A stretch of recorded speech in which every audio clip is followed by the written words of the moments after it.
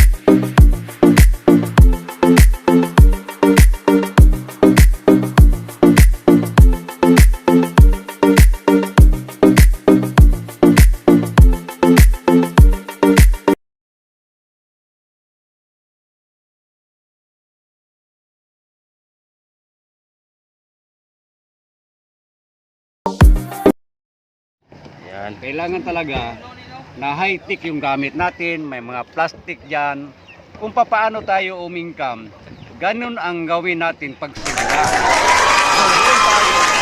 Maraming harvest, at saka manalangin tayo, hindi tayo pwede hindi magsariling kalooban tayo, hindi maugnay tayo sa Panginoon.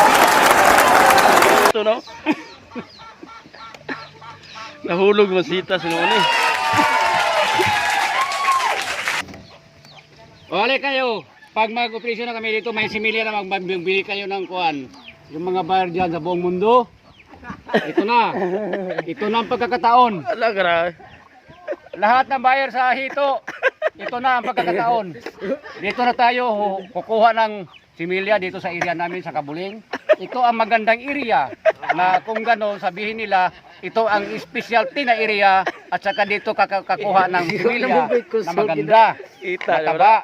Dali lamang lumaki, mabilis, kahit walang kain-kain. Walang bayi. Walang bayi. Kanang bayi.